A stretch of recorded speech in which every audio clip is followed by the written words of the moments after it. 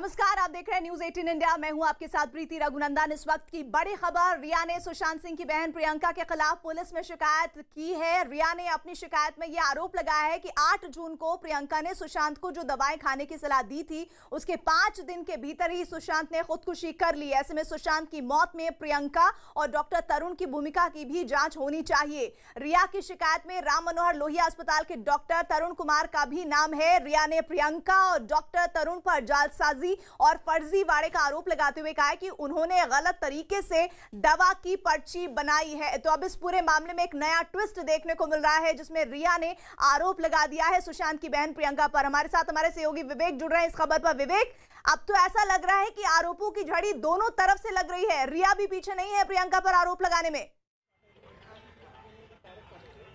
बिल्कुल सही प्रीति, देखिए ये अपने आप में बड़ा आरोप लगा है सुशांत सिंह की बहन प्रियंका सिंह और साथ ही साथ जो दिल्ली के राम मनोहर अस्पताल के डॉक्टर हैं डॉक्टर तरुण, उन पे भी बड़ा आरोप लगा है। और ये रिया चक्रवर्ती ने लिखित शिकायत दी है न्यूज 18 इंडिया के पास। लिखित शिकायत की पन्नों की पूरी कॉपी है, 6 पन्नों की पूरी जो फहरिस्त है उसमें साफ तौर पर लिखा गया कि जिस तरीके से सुशांत सिंह राजपूत को दवाइयां दी जा रही थी वो कोई सही डॉक्टर की प्रिस्क्रिप्शन से नहीं दी जा रही थी। उन्होंने साफ तौर पर अपनी कंप्लेन चिट्ठी में लिखा है कि 8 जून 2020 यानी कि खुदकुशी से ठीक 6 दिन पहले डॉक्टर तरुण, जिनका नाम बताया जा रहा है राम मनोहर लोहिया का अस्पताल है, उन्होंने बकायदा फर्जी तरीके से अपने लेटर पैड पर उन दवाइयों का डिस्क्रिप्शन दिया है जो बिना प्रिस्क्रिप्शन के बाजारों में नहीं मिलती हैं। और इसकी जो मांग है वो किसी और ने नहीं बल्कि सुशांत सिंह की बहन प्रियंका खुद कर रही है डॉक्टर तरुण से कि उन्हें अपने भाई की दवाई चाहिए, उसके लिए उन्हें प्रिस्क्रिप्शन चाहिए, क्योंकि बिना प्रिस्क्रिप्शन के वो दवाइयां नहीं मिलेंगी। तो ये जो पूरी कंप्लेन है, रिटर्न कंप्लेन, वो बाकायदा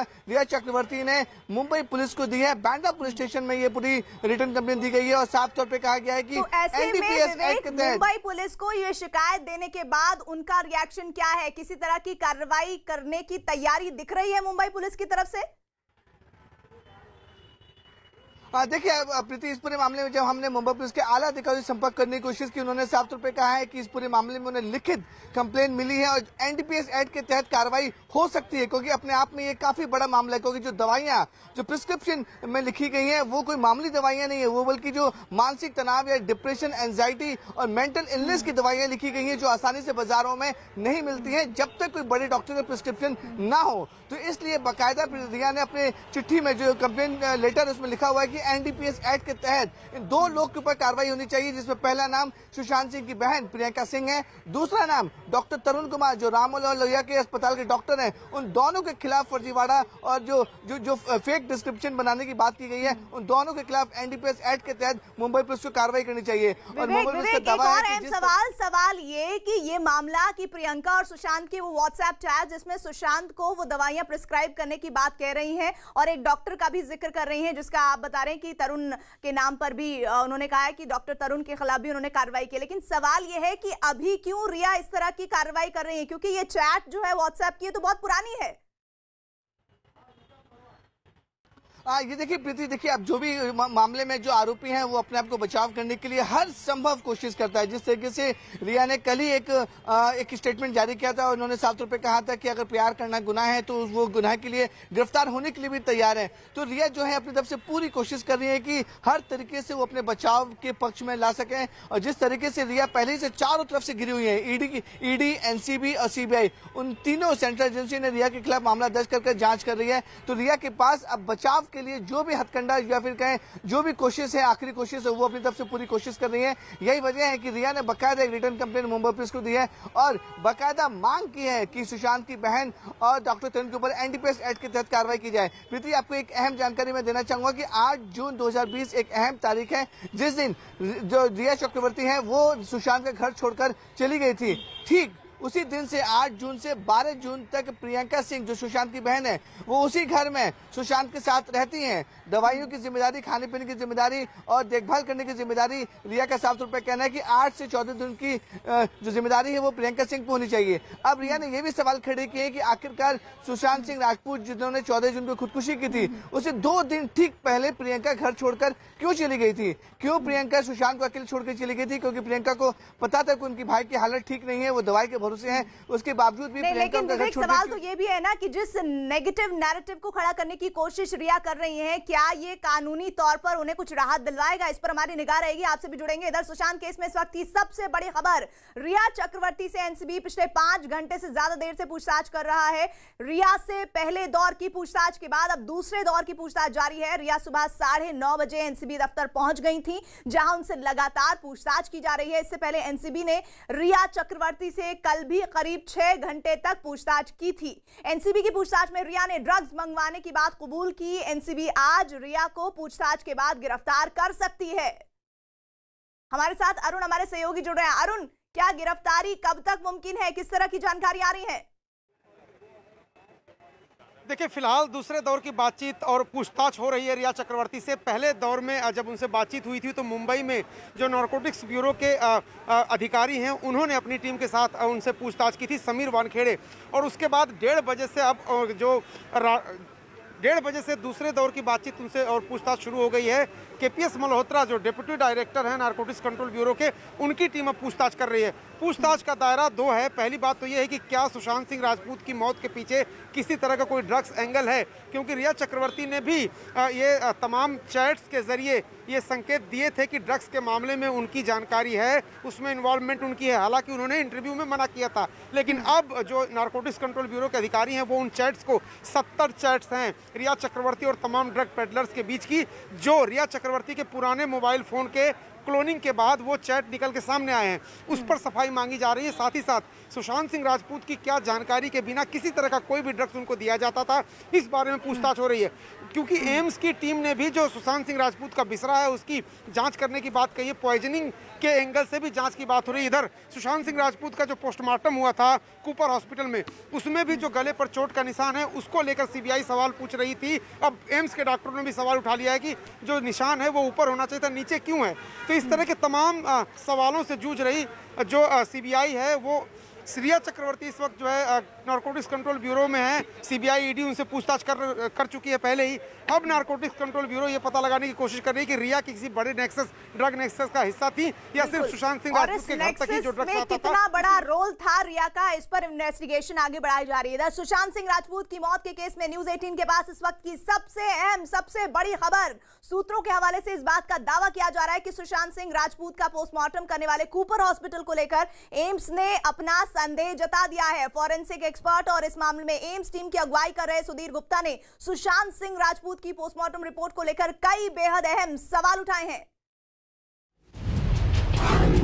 सुशांत केस में इस वक्त की सबसे बड़ी खबर, सवालों के घेरे में सुशांत की पोस्टमार्टम रिपोर्ट। कूपर हॉस्पिटल पर एम्स की टीम को संदेह। न्यूज 18 के पास इस वक्त की सबसे बड़ी खबर आ रही है।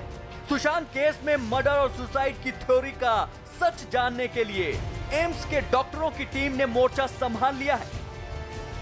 इसी सिलसिले में एम्स के डॉक्टरों की टीम ने सुशांत सिंह राजपूत का पोस्टमार्टम करने वाले डॉक्टरों से कुछ बेहद चौंकाने वाले सवाल किए हैं।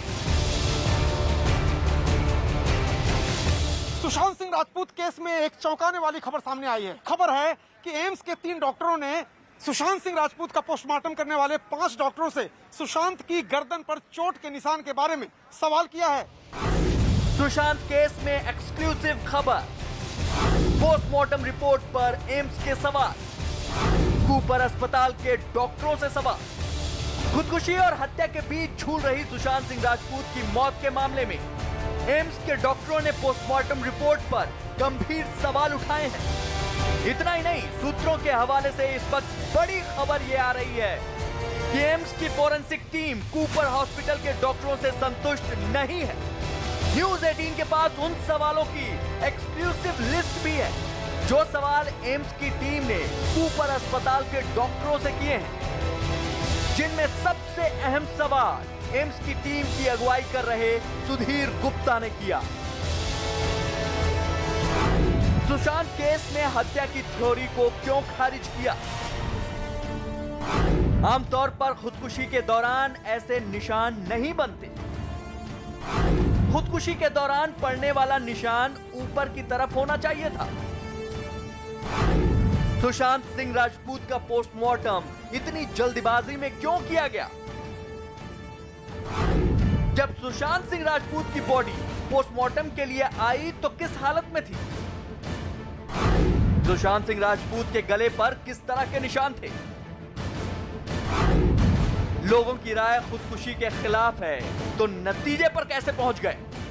सुशांत केस में न्यूज 18 के पास यह जानकारी भी आई है कि जिस तरह से जल्दबाजी में सुशांत सिंह राजपूत का रात में पोस्टमार्टम किया गया, वो एम्स की फोरेंसिक टीम को रास बिल्कुल नहीं आ रहा है। यही वजह है कि एम्स की फोरेंसिक टीम ने एक बार फिर से दरअसल सुशांत केस की तमाम थ्योरी को समझने के लिए जांच एजेंसियों ने एड़ी चोटी का जोर लगा रखा है।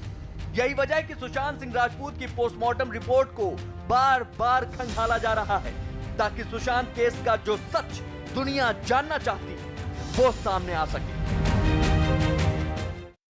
और सुशांत केस में बीएमसी की मेयर किशोरी पेडनेकर ने एम्स टीम के आरोप को खारिज किया है। एम्स टीम ने बीएमसी अस्पताल के डॉक्टरों की जांच पर सवाल उठाए थे। बीएमसी मेयर ने चुनौती दी कि कोई भी जांच कर ले, उन्होंने नियमों का पूरा पालन किया है। मैम, कूपर हॉस्पिटल में सुशांत का पोस्टमार्टम हुआ था, उसको लेकर अब एम्स सवाल उठा रहा है। कूपर अस्पताल में क्या सारी प्रोसेस फॉलो की जा रही थी? क्या ये सब मतलब उनके पास सारी मशीनरीज थी, स्टाफ मौजूद था?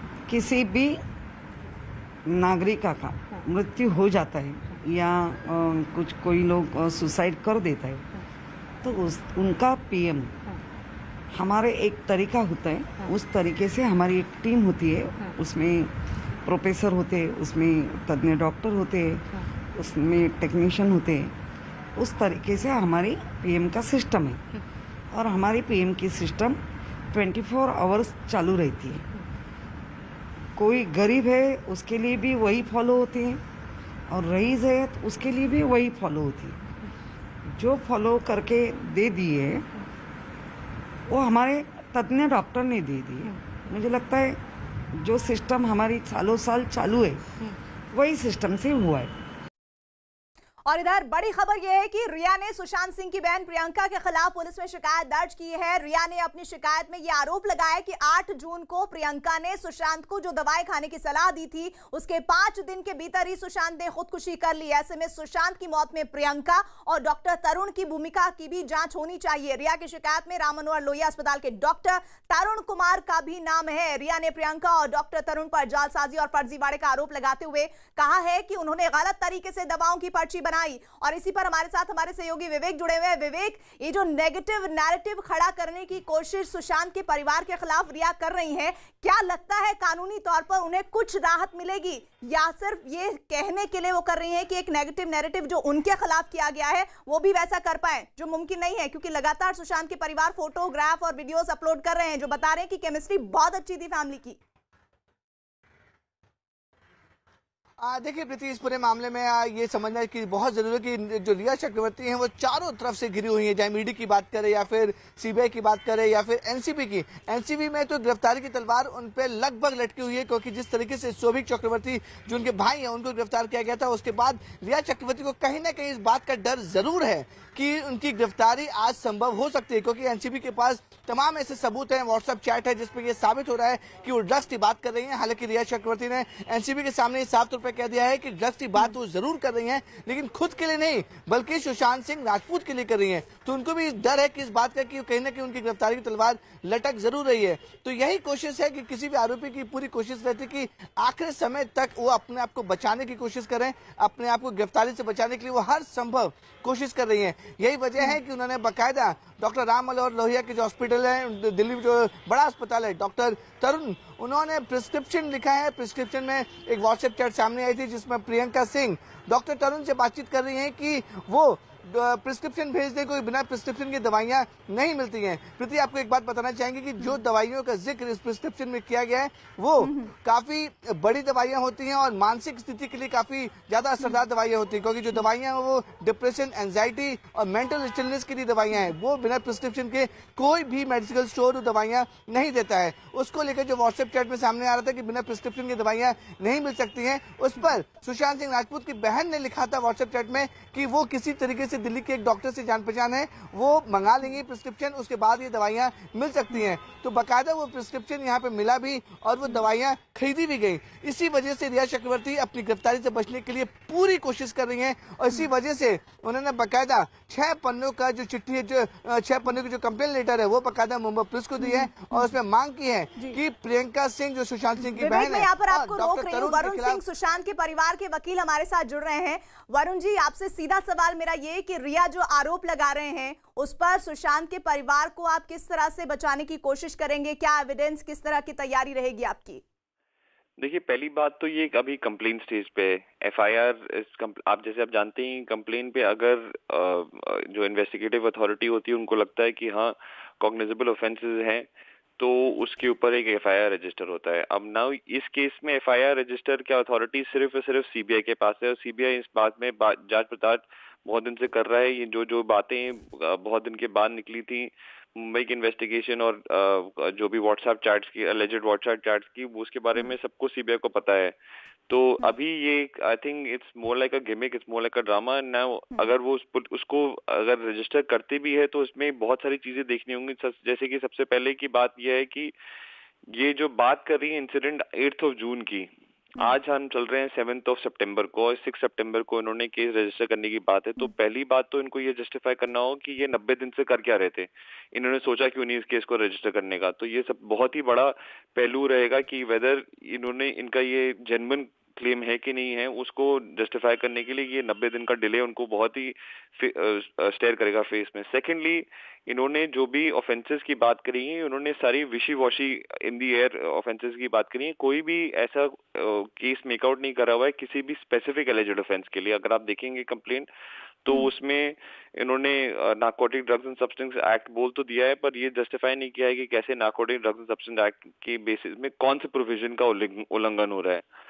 तो इन सारी चीजों को अगर मद्देनजर देखते हुए अगर सीबीआई इस केस को रजिस्टर करती है, तब हम उसके खिलाफ जो कंप्लेनेंट है उनके खिलाफ हम एक और विकेशियस क्लेम का भी हम एक केस दर्ज कर सकते हैं फॉर द रीजन दैट। तो ये सब कुछ जो रिया कर रही है, क्या इसके पीछे आपको लगता है मकसद कि उनकी गिरफ्तारी किसी तरह से बच जाए, एक परिवार के खिलाफ नेगेटिव नैरेटिव खड़ा हो जाए, ये मंशा है उनकी? जी बिल्कुल आपने सही समझा है। ऑफ कोर्स और कोई रीजन नहीं हो सकता है कि इतने अभी जब अरेस्ट के इतने पास अगर जो जैसे जैसे आवाज सुनने में आ रही है कि उनको शायद अरेस्ट कर सकते हैं, तो इसीलिए ये एक और जहां तक लगता है कि एक और एक डेस्परेट अटेम्प्ट है टू जस्ट एंटिसिपेटरी बिल नहीं फाइल कर रहे, बट ये इस तरीके से जस्टिफाई करने की कोशिश कर रहे हैं। क्या ये वैसा ही घटनाक्रम है वरुण जी जिसमें पहले कुछ दिन पहले हम सुन रहे थे कि इंश्योरेंस पॉलिसी का पैसा है और परिवार को वो पैसा चाहिए, इसीलिए इस तरह की बात की जा रही है, और अब रिया कह रही हैं कि खुद उनकी बहन का ही इन्वॉल्वमेंट है उनको खुदकुशी के लिए उकसाने के लिए?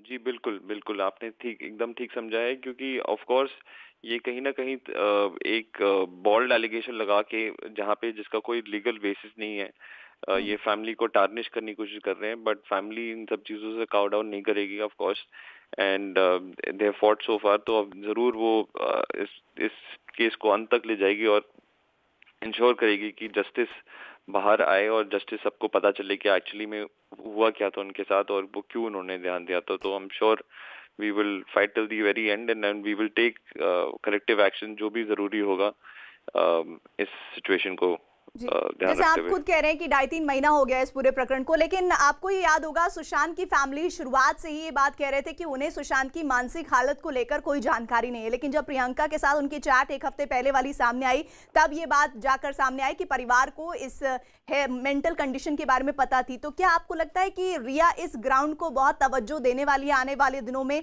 और आप लोगों को ये काउंटर करना होगा, तो वो काउंटर करने के लिए पॉइंट्स क्या क्या होंगे आपके पास? देखिए, आप कंप्लेंट पढ़िएगा तो वो कह रहे हैं कि इन सब चीजों की नॉलेज उन्हें 8 जून को ही थी कि बहनों से क्या बात हुई थी और क्या बात नहीं हुई थी, और जिसकी वजह से वो घर छोड़ के घर चले गए थे। तो अगर उनका पार्ट बेसिस वहीं पे बन चुका है तो उनको वो तो असली बेसिस तो उनका उसी दिन का था। तो अगर अब कहना कि भाई व्हाट्सएप चैट उनको मीडिया इन्फॉर्मेशन से मिला, पता चला है, या जहां से भी पता चला है, कहाँ कब मिला है इनको इन्फॉर्मेशन, ये भी जस्टिफाई करना होगा। तो वो जस्टिफाई भी करना होगा और ये बताना भी होगा कि वो 90 दिन उस इंसिडेंट को हुए तो हो गया है, तो उसके बाद भी उनको कोई करेक्टिव एक्शन ना लेना, तो ऑफ कोर्स ये क्लियरली दिखाता है कि ये बिलेटेड आफ्टर थॉट है और ये जरूर एक किसी तरीके से कि ट्रुथ की आवाज को मजल करने की कोशिश करी जा रही है। बिल्कुल। And I am sure. Varun ji, शुक्रिया हमारे साथ जुड़ने के लिए। सुशांत के परिवार के वकील जो कह रहे थे कि रिया इस तरह के अनर्गल आरोप लगाकर अपनी गिरफ्तारी से बचना चाह रही हैं, जो इस वक्त मुमकिन नहीं हो सकता है, जिस तरह के हालात सर्कमस्टांसेस उनके लिए बने हुए। इधर सुशांत सिंह केस की इस वक्त की सबसे बड़ी और अहम खबर, केस की मुख्य आरोपी रिया तमाम जांच और पूछताछ के दौरान इमोशनल कार्ड खेलती आई हैं, लेकिन अफसोस की रिया के सभी इमोशनल कार्ड की हवा निकल चुकी है। यानी अब ये केस जिस मोड़ पर है उसमें रिया चाहे जितनी कोशिश कर ले, उनके आंसू किसी का दिल नहीं पिघला पाएंगे। सुशांत केस में न्यूज़ 18 की एक्सक्लूसिव खबर, काम नहीं आए रिया के घड़ियाली आंसू, रिया की जज्बाती बातों के झांसे में नहीं आई जांच एजेंसियां, रिया के इमोशनल कार्ड की निकली हवा। सुशांत की गर्लफ्रेंड रिया चक्रवर्ती ने बहुत कोशिश की, लेकिन तमाम दिल कचोटने वाली बातें भी उनको सुशांत की मौत की मुख्य आरोपी बनाने से नहीं रोक पाई। और यही वजह है कि बिहार पुलिस और मुंबई पुलिस से लेकर सीबीआई, ईडी और एनसीबी तक पूछताछ और जांच के चक्रव्यूह में फंसी रिया अब एनसीबी के सवालों का जवाब दे रही हैं। लेकिन एनसीबी के सवालों का सामना करने से पहले रिया ने सुशांत से प्यार को लेकर इमोशनल कार्ड खेलने की कोशिश की और एक फिल्मी डायलॉग उछाला है। रिया ने दावा किया है कि उसे सुशांत से प्यार करने की सजा मिली। रिया ने ये इमोशनल कार्ड अपने वकील के जरिए खेला। रिया के वकील सतीश मान शिंदे अपनी एक्टर मुवक्किल के लिए फिल्मी डायलॉग के अंदाज में प्यार करने की सजा भुगतने की दलील देते दिखे। रिया के वकील सतीश मान शिंदे ने बयान दिया, रिया चक्रवर्ती गिरफ्तार होने के लिए तैयार है। अगर किसी से प्यार करना गुनाह है तो उन्हें प्यार का अंजाम भुगतना पड़ेगा। निर्दोष होने के नाते रिया ने बिहार पुलिस, सीबीआई, प्रवर्तन निदेशालय और नारकोटिक्स कंट्रोल ब्यूरो के लगाए गए मामलों में अग्रिम जमानत के लिए किसी अदालत का दरवाजा नहीं खटखटाया। रिया के वकील की तरफ से आए इस बयान ने एक बार फिर मामले में लगातार सामने आ रहे इमोशनल एंगल को उजागर कर दिया, क्योंकि इसी के बाद सूत्रों के हवाले से खबर आई कि पूछताछ के लिए एनसीबी दफ्तर पहुंची रिया बेहद भावुक हो गई। एनसीबी सूत्रों के हवाले से बड़ी खबर, एनसीबी पूछताछ के दौरान रो पड़ी रिया, भाई शौविक के सामने ही रोई रिया। भावुक हुई रिया से अकेले में पूछताछ। खबर है कि रिया के लिए करीब 60-70 सवालों का जखीरा खोलकर बैठी एनसीबी को पहले दिन तो 15 सवालों के जवाब पर ही अटक जाना पड़ा। बताया जा रहा है कि इनमें से कई सवालों के जवाब से जांच एजेंसी संतुष्ट नहीं है। एनसीबी जब कल रिया से पूछताछ कर रही थी तो उसे शौविक के सामने बिठाकर पूछताछ करना शुरू की। जैसे ही शौविक सामने आया, रिया भावुक हो गई और फूट फूट कर रोने लगी। यही वजह से एनसीबी को अपनी पूछताछ वहीं खत्म करनी पड़ी। एनसीबी की माने तो रिया का ये कोई नया पैतरा हो सकता है। दिल सुशांत के लिए इतना दुखा है कि रिया जितने पैतरे अपना लें, उनके दांव हल्के ही पड़ते नजर आते हैं। इस बात की एक मिसाल तब भी देखने को मिली जब न्यूज़ 18 से बात करते हुए रिया ने अपने टूटे होने की बात कही, लेकिन लोगों की कान पर जूं तक ना रही, बल्कि लोगों ने उल्टा रिया को झूठा साबित कर दिया। मैं घर आई तो मैं बहुत डिप्रेस थी, मुझे नहीं अच्छा लगा।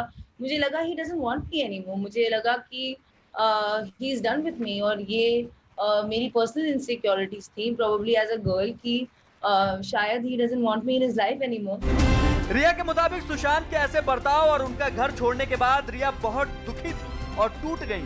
रिया ने जब अपने दिल का हाल बयां किया तो लोगों को जैसे उन पर यकीन नहीं हुआ। फिर शुरू हुई रिया के सच की पड़ताल। 8 तारीख को जब मैं घर आई, मैं बहुत ही टूटी हुई थी। मेरी माँ I was suffering from anxiety. मुझे मेरे बॉयफ्रेंड ने बोल दिया था कि तुम घर चली जाओ, जिनका मैं 1-1.5 साल से ध्यान रख रही थी, तुम घर चली जाओ। और मुझे कोई रीजन नहीं समझ आया कि ऐसा क्या हुआ था। ऑल्दो ही सेड घर जाके ठीक हो जाओ, क्योंकि मेरी तबीयत खराब थी। लोगों ने रिया के सोशल मीडिया अकाउंट को खंगाला तो जो बात सामने आई उसने रिया के दावों पर सवाल खड़े कर दिए। 8 जून यानी रिया के सुशांत का घर छोड़ने के बाद से सुशांत के आत्महत्या करने तक रिया ने अपने सोशल मीडिया अकाउंट पर कुल 4 तस्वीरें पोस्ट की, और ये चारों तस्वीरें और उनके कैप्शन रिया के बातों से मेल नहीं खा रहे। रिया का दावा था कि सुशांत का घर छोड़ने के बाद उन्हें बुरा लग रहा था और सुशांत से दूर होने का गम सता रहा था। लेकिन रिया ने अपनी दूसरी पोस्ट में एक ग्लैमरस तस्वीर के साथ लिखा, क्यूट महसूस कर रही हैं। हो सकता है बाद में हटा दूं। इसके बाद रिया ने आंख मारने वाली इमोजी भी बनाई। अब इस तस्वीर में तो वो कहीं से दुखी नहीं लगती। इसके बाद रिया ने अपनी खुशी से झूमने वाली एक तस्वीर शेयर करते हुए लिखा, मैं ऐसी दिख रही थी जब मैंने अपने दोस्तों को देखा। इस तस्वीर में रिया चहकती नजर आ रही थी, वो कहीं से टूटी हुई नहीं लग रही है। इसके बाद 14 जून को यानी उसी दिन जब सुशांत ने अपने घर में आत्महत्या कर ली थी, ठीक आत्महत्या की खबर मिलने से पहले रिया ने ब्लू ड्रेस में अपनी शूटिंग का एक वीडियो शेयर किया, जिसके साथ कैप्शन में उन्होंने लिखा, मैं शूटिंग को बहुत मिस कर रही हूँ, ओके बाय। इस तस्वीर में भी रिया कहीं से भी एंजाइटी की शिकार या परेशान नहीं लग रही हैं। रिया ने बार बार यह दावा किया है कि वो सुशांत को छोड़कर जाने के बाद बेहद दुखी, हताश और परेशान थी। लेकिन अगर वो सुशांत के जाने से इतना दुखी थी तो सोशल मीडिया पर लगातार वो इतना खुश नजर क्यों आ रही थी? और तभी से रिया पर झूठ बोलने का धब्बा लगता चला आ रहा है। साफ तौर पर रिया के सारे इमोशनल कार्ड फेल हो रहे हैं और सुशांत की मौत के मामले के मकड़ जाल में वो जकड़ती चली जा रही हैं।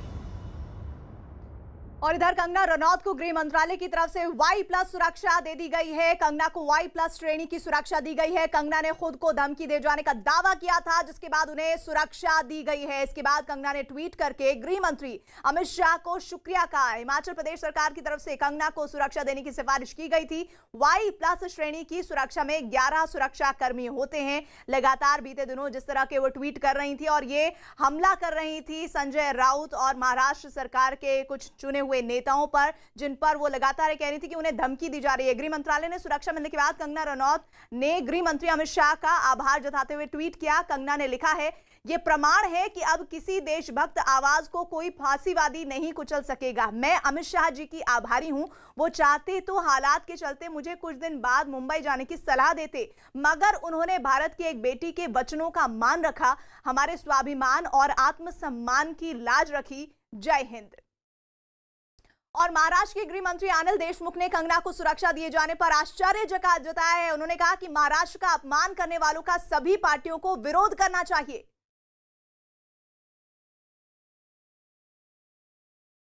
चाहे मुंबई हो या महाराष्ट्र हो, उसका जो भी कोई अवमान करता है, अपमान करता है, और ऐसे व्यक्ति को केंद्र शासन Y+ की सुरक्षा देती है, तो ये बहुत ही आश्चर्यकारक और दुखकारक ऐसी बात है। महाराष्ट्र की राष्ट्रवादी कांग्रेस पार्टी, शिवसेना, कांग्रेस, इन्हीं का नहीं, ये वो भारतीय जनता पार्टी का भी है, सब पूरे जनता का महाराष्ट्र है। और ऐसे महाराष्ट्र को जो पूरे महाराष्ट्र की जनता का महाराष्ट्र है, ऐसे महाराष्ट्र को अवमानित करने का, अपमानित करने का काम कोई करता है तो उसका सभी पार्टी के लोगों ने उसके बारे में खेद व्यक्त करना चाहिए। हमारे साथ अरुण सहयोगी जुड़ रहे हैं। अरुण, हर दिल अजीज अभिनेता की खुदकुशी पर इस तरह की सियासत क्या वाजिब है? कतई नहीं। जांच तो इस बात की होनी चाहिए कि सुशांत सिंह राजपूत की मौत कैसे हुई, किन परिस्थितियों में हुई, ये हादसा है या साजिश है, ये हत्या है या आत्महत्या है। लेकिन उसको लेकर के बयान महाराष्ट्र सरकार की तरफ से आप बात करिए, गृह मंत्री की बात करिए, कंगना रनौत की बात करिए, बयानबाजी खूब हो रहा है, विवाद खूब हो रहा है, चर्चा खूब हो रही है। लेकिन मुख्य मुद्दा जो है कि सुशांत सिंह राजपूत की डेथ कैसे हुई, उस पर कम हाइप कर रहे हैं ये सब लोग मिलकर के। बड़ा सवाल है कि कंगना रनौत ने पहले भी एक बार जब ड्रग्स माफिया जो बॉलीवुड में सक्रिय तथाकथित रूप से, उसके बारे में खुलासा किया था और कहा था कि बहुत लोगों की जांच होनी चाहिए, तब भी उन्होंने सुरक्षा की मांग की थी। अब जब उन्होंने 9 सितंबर को मुंबई आने की बात कही, फिर सुरक्षा की मांग की थी और इस बार केंद्रीय गृह मंत्रालय ने उनकी सुरक्षा दी है, जो हिमाचल प्रदेश जहाँ जो उनका गृह राज्य है उसकी संस्तुति पर। 9 तारीख को जब वहाँ आती तो निश्चित रूप से शिवसेना ने जिस तरह से संजय राउत ने हार्ड लाइन ली थी, कुछ हो सकता था कि उनके खिलाफ प्रदर्शन होते, धरना होते, और वो शुरू भी हो गया है कि शिवसेना की महिला मोर्चा ने उनके तस्वीर पर चप्पल जूते की बौछार की थी। और इसको देखते हुए मुझे लगता है केंद्र सरकार ने उनको सुरक्षा दी है। अब इंतजार 9 तारीख का है, जब कंगना रनौत यहाँ आती हैं, तब देखना होगा कि किस तरह से उनका विरोध प्रदर्शन शिवसेना यहाँ पर करती है। और लगातार बने रहेगा। इधर महाराष्ट्र के गृह मंत्री अनिल देशमुख ने कंगना को सुरक्षा दिए जाने पर आश्चर्य जताया। उन्होंने कहा है कि महाराष्ट्र का अपमान करने वालों का सभी पार्टियों को विरोध करना चाहिए। जो गुंडागर्दी का लैंग्वेज शिवसेना नेता ने किया है, वो आज पूरे देश में शिवसेना को प्रश्न चिन्ह उठा दिया है शिवसेना पर। अब मेरा ये मानना है कि कंगना रनावत ने बहुत ही सही तरह से और न्याय के लिए बहुत साहसी कदम उठाया है। तो मनोज तिवारी को आप सुन रहे थे, जो साहसिक कदम कंगना के इस फैसले को उठा रहे थे कि तमाम धमकी देने के बाद भी मुंबई आने के लिए तैयार है। इधर कंगना मामले में शिवसेना नेता संजय राउत ने एक नया ट्वीट किया है। अपने इस ट्वीट में राउत ने कहा है कि उनकी पार्टी महिलाओं का सम्मान करने वाली पार्टी है। उन्होंने ये भी दावा किया कि कुछ लोग शिवसेना पर महिलाओं का अपमान करने की गलत खबरें फैलाकर उनकी पार्टी को बदनाम करने की कोशिश में है। संजय राउत ने कहा कि उनकी पार्टी महिलाओं के सम्मान के लिए लड़ाई लड़ती रहेगी। कंगना रनौत को सुरक्षा मिलने के बाद शिवसेना नेता संजय राउत ने ट्वीट करते हुए लिखा है कि शिवसेना हिंदुत्व के प्रतीक छत्रपति शिवाजी महाराज और महाराणा प्रताप के विचारों पर चलती है। उन्होंने हमें महिलाओं का सम्मान सिखाया, पर कुछ लोग ये अफवाह फैला रहे हैं कि शिवसेना ने महिलाओं का अपमान किया। पर यह नहीं भूलना चाहिए कि जिन लोगों ने मुंबा देवी की नगरी मुंबई का अपमान किया है, शिवसेना उनके खिलाफ लड़ाई जारी रखेगी। जो शिवसेना सुप्रीमो ने हमें सिखाया, उसी तरह नारी सम्मान की लड़ाई हम लड़ते रहेंगे। और इधर कंगना रनौत को सुरक्षा दिए जाने के मुद्दे पर महाराष्ट्र सरकार में मंत्री और कांग्रेस नेता विजय वडेट्टीवार ने जोरदार हमला किया है। विजय ने आरोप लगाया है कि कंगना को सुरक्षा देने महाराष्ट्र से गद्दारी करना जैसा ही है और केंद्र सरकार इस मामले में राजनीति कर रही है। कंगना को घेरते हुए विजय वडेट्टीवार ने कहा है कि कंगना की भाषा बीजेपी की भाषा है। कि कंगना रनौत को वाइस सिक्योरिटी देकर वो महाराष्ट्र के साथ में केंद्र की सरकार और भारतीय जनता पक्ष ये दोनों मिलकर महाराष्ट्र के पुलिस के ऊपर जो अविश्वास कंगना ने बताया था उसको पुष्टि दी है। उसके साथ में महाराष्ट्र के साथ में उसको अगर वाइस सिक्योरिटी दिया है तो ये महाराष्ट्र के मट्टी के साथ में गद्दारी है। जिस महाराष्ट्र पुलिस का, मुंबई पुलिस का पूरे वर्ल्ड में ये रहा है, नाम रहा है, उस पुलिस के ऊपर अविश्वास बताना और वाइस सिक्योरिटी सेंट्रल गवर्नमेंट देकर उनके साथ में महाराष्ट्र में भेजना, तो ये राजनीतिक से प्रेरित मामला है।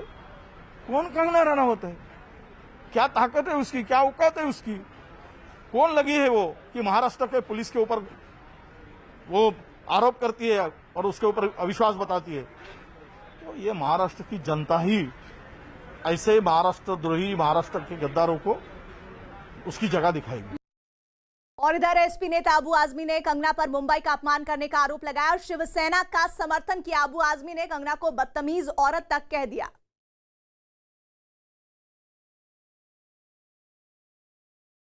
क्या ये गलत लगता है आपको कि कोई एक स्टार है हिंदी फिल्म का और उसके खिलाफ इतने निदर्शन हो रहे हैं? नहीं, मैं नहीं समझता स्टार कोई देश का हीरो होता है, ऐसा बिल्कुल नहीं। स्टार है तो रोजी रोटी कमा रहे हैं, कोई बिना पैसे काम नहीं कर रहे हैं ये लोग स्टार जो यहाँ पर बड़ी बड़ी विदेशी कंपनियों का जो है वो एडवर्टीजमेंट करते हैं, करोड़ रुपया कमाते हैं। मुंबई में आने के बाद इनका नाम हुआ है। अगर मुंबई का अपमान करेंगे तो मैं समझता हूँ जो शिवसेना कर रही है वो सही कर रही है। उन्होंने तो ये भी कह दिया कि हिंदी फिल्म इंडस्ट्री में जो खान्स हैं उनके खिलाफ उन्होंने खड़ा रह के काम किया है तो उसका अप्रिसिएशन होना चाहिए। बदतमीज औरत है वो आरएसएस की बोली बोल रही है। वो खान हो, हिंदू हो या मुस्लिम हो, फिल्म लाइन में कभी ये डिस्क्रिमिनेशन नहीं हुआ। आज हर जगह मुसलमानों के साथ सरकार ज्यादती कर रही है, परंतु फिल्म लाइन में आज तक कभी भी इस तरह की चीजें नहीं हुई। आरएसएस की बोली फिल्म लाइन में आज तक नहीं बोली गई है। ये औरत ऐसी बात बोल रही है, मैं समझता हूँ ये आरएसएस की बोली बोल रही है, इसे बिल्कुल सिक्योरिटी नहीं मिलना चाहिए, ये गलत कर रही है। कंगना रनौत से जुड़ी एक बड़ी खबर आ रही है। कंगना रनौत ने एक वीडियो ट्वीट कर आरोप लगाया है कि उनके दफ्तर में बीएमसी के कुछ कर्मचारी पहुंचे और जबरदस्ती दफ्तर को कब्जे में लेकर हर चीज की जांच कर रहे हैं। कंगना ने आरोप लगाया कि विरोध करने पर बीएमसी कर्मचारियों ने उनके पड़ोसियों को भी परेशान किया और कहा है कि वो जो मैडम है उनकी करतूत का परिणाम सबको भरना होगा। कंगना ने आरोप लगाया कि बीएमसी ने उन्हें बताया है कि वो कल उनकी प्रॉपर्टी को तोड़ने जा रहे हैं, जबकि उनके पास पूरे कागज हैं और दफ्तर का कोई भी हिस्सा अवैध नहीं है। तो ये इस वक्त की बड़ी खबर। इस समय हम खड़े हैं बांद्रा के पाली हिल इलाके में, जहां पर कंगना रनौत का ऑफिस है। कंगना का ये कहना है, ये दावा है कि बीएमसी के कुछ अधिकारी कुछ समय पहले यहां पर आए थे और उन्होंने इस ऑफिस के कागजात देखे और साथ ही मेजरमेंट किया। यहाँ के जो वॉचमैन है, हमने उनसे बात करने का प्रयास किया, लेकिन वॉचमैन ने कैमरा के सामने आने से साफ इनकार कर दिया। जाहिर सी बात है कि कंगना ने महाराष्ट्र के बारे में जो ट्वीट किया है वो उन्हें काफ़ी महंगा पड़ रहा है और बीएमसी के जो अधिकारी हैं वो यहाँ पर आके अब कंगना के ऑफिस की जांच कर रहे हैं।